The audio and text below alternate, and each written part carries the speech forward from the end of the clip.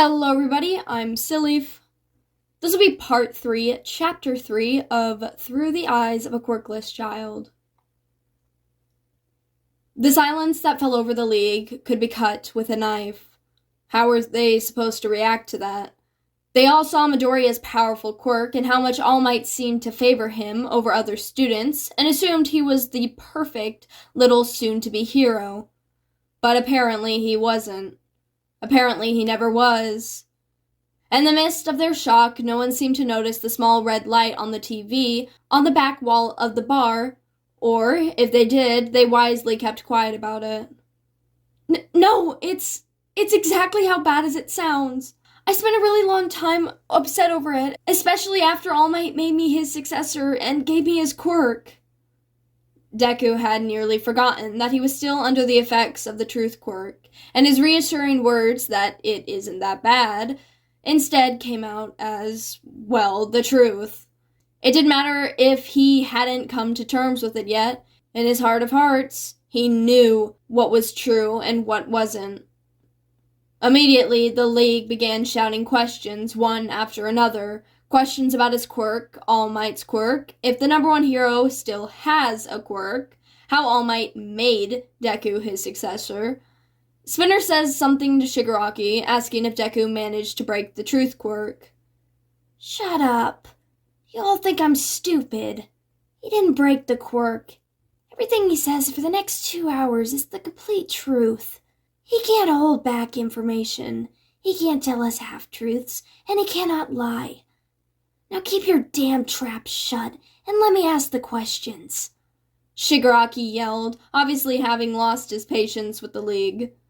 He closed his eyes and massaged his temples. Yeah, he's had it. Deku didn't think that spelled anything good for him. I would really rather you not ask me more questions, but this is the first time I've ever said any of this to anyone, so I'm actually a little relaxed to get this off my chest. It was obvious that Deku didn't mean to say that last part of the sentence, which just made it all the more shocking.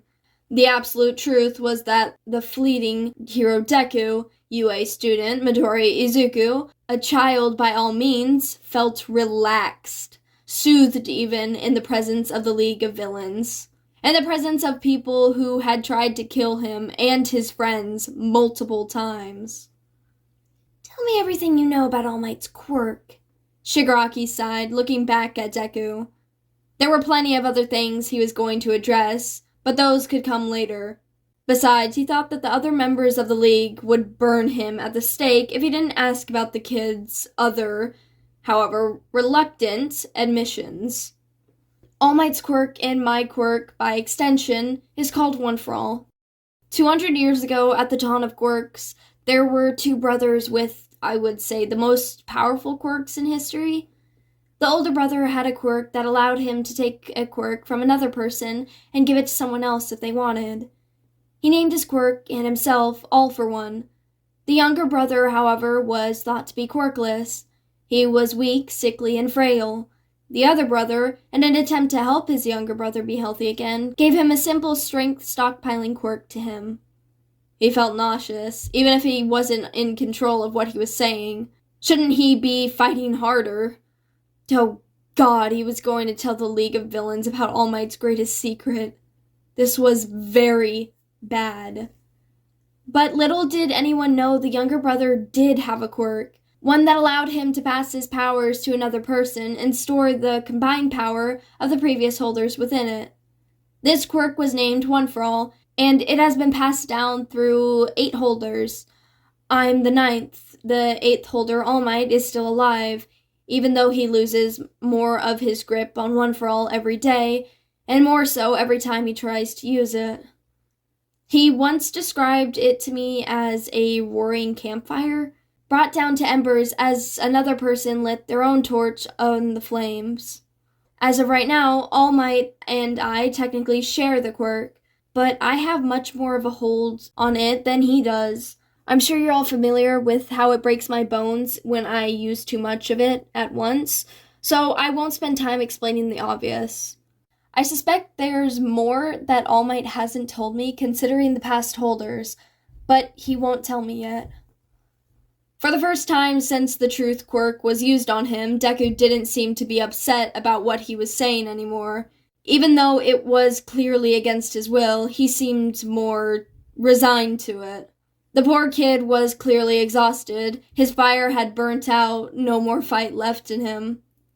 Most of the League were shocked at this. None of them had ever stopped to think anything like that about All Might's quirk. Shigaraki, however, had been told the very same story years ago. The story he was given, however, described the younger brother as a victim, someone who was stolen away from his loving older sibling by the evil hero society.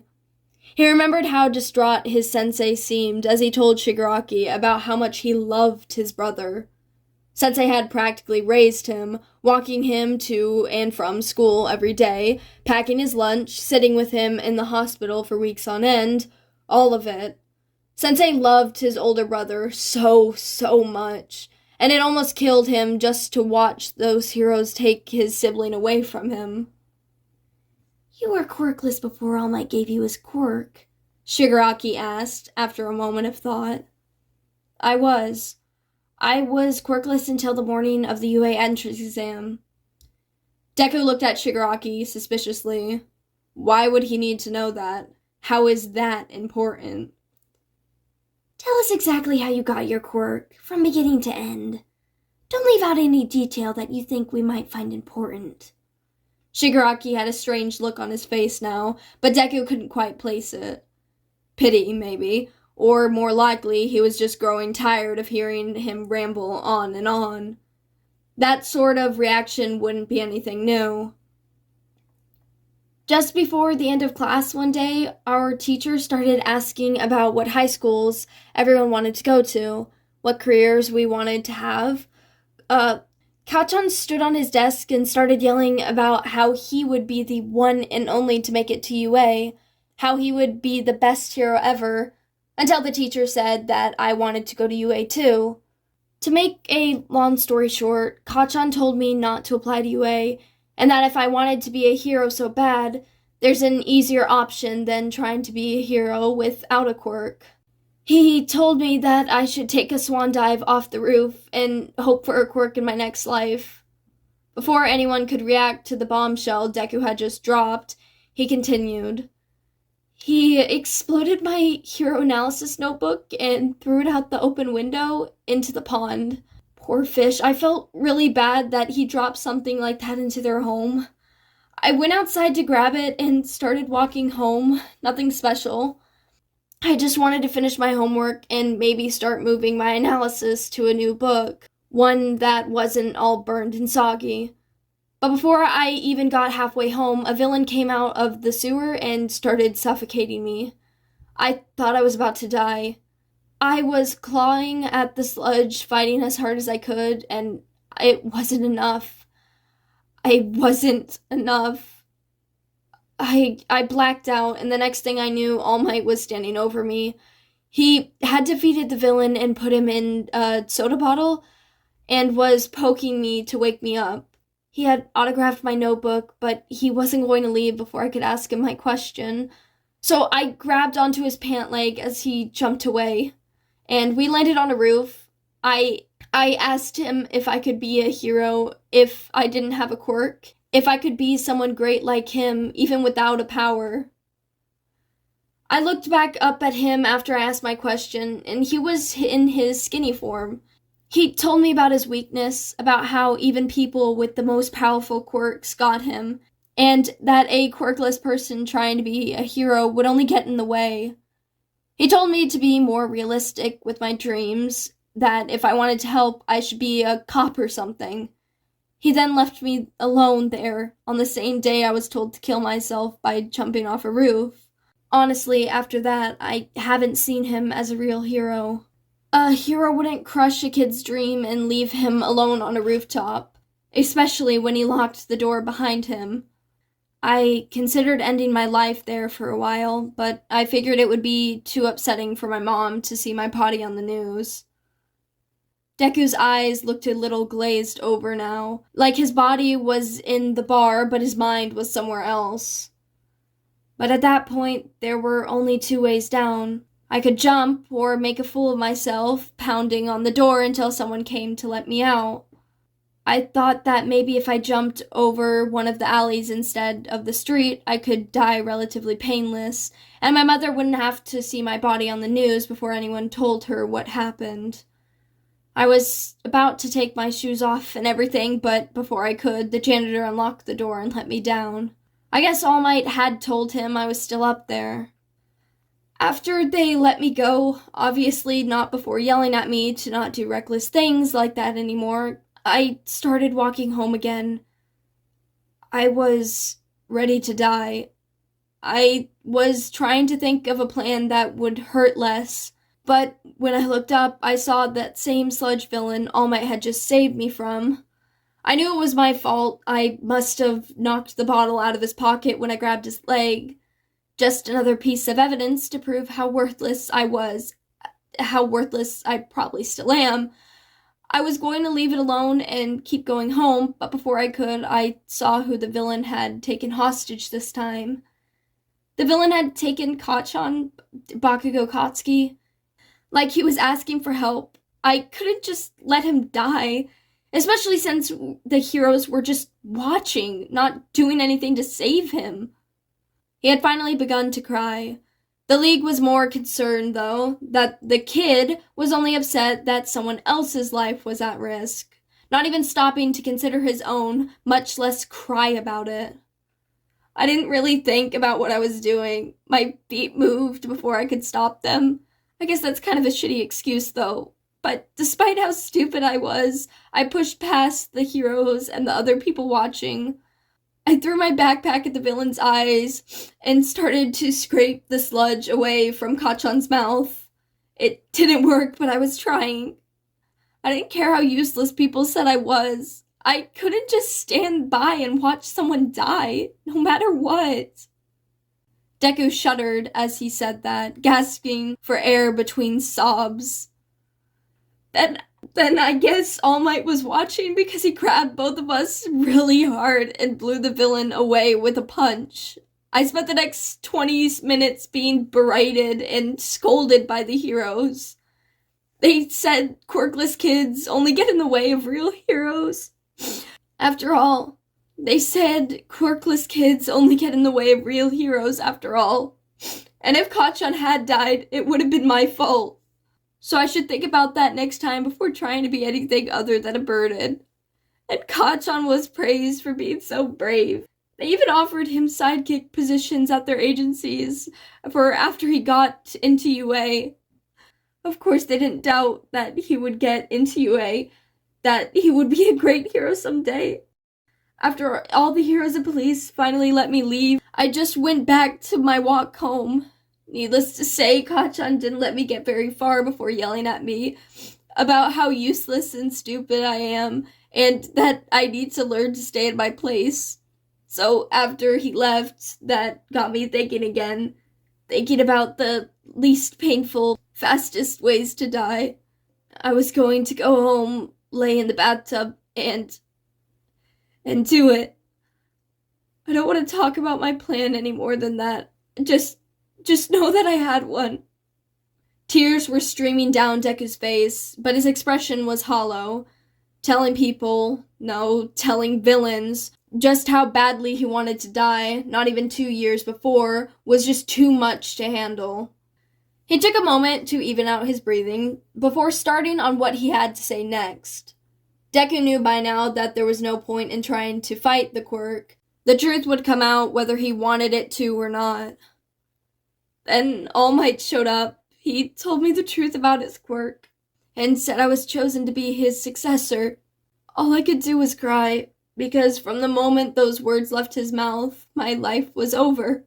He said it as if it was optional, but I knew it wasn't. I knew his secret, his weakness, and if he didn't have some hold over me, well, everyone knows that quirkless kids are only good for being villains or villain bait, right? So who would question All Might when he said that I was evil? Who would question him when he was clearly just trying to keep people safe from the villainous, quirkless monster? He let out a dry laugh at that. Deku was hiccuping, though, his sobs and quiet laughter now, completely fallen into hysterics. No one made a sound, the bar deadly silent, aside from his sniffles and giggling. Mage, Spinner, and Compress, who had taken off his mask to cry, all looked as if they were about 2 seconds from throwing up. Dobby looked downright murderous, licks of blue flames bursting at his hands, as if he had no control over his quirk, over his anger in that moment. Shigaraki and Krogiri's expressions were entirely unreadable. Toga had long since put her head in her hands, trembling softly. After a moment had passed, Deku took a deep breath and continued with what he was saying. I knew I had to be the perfect hero, the perfect successor for All Might. I knew I could never live or die in peace, and neither could my mama. I wanted to apologize to her so badly, to ask her for forgiveness for what I was going to do, what I had to do. I knew she would have to see me come home bruised and broken every single day, and everyone else would only encourage it. Tell her what a good son I was for being a hero. That she should be proud to have a kid like me. That would be the first time anyone would tell her she was lucky to have me. His face was soaked with tears, his eyes swollen and cheeks red. And I knew that if I died there, if I said no to All Might, my mama would be the only one to defend me. No one else would dare defend the honor of a dead, quirkless teenager. If she were to start telling everyone that I could never be a villain, that All Might was wrong, who knows what the Hero Commission would do to her? They could kill her, torture her, imprison her, any number of things, and there would be no one left alive to save her.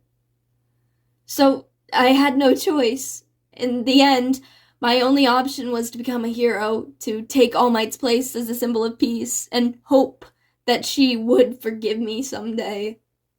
He let out a shuddering sigh and seemed to go limp in his restraints as he finished. The only reason they knew he was still conscious was the slight shaking of his shoulders and the heavy breathing.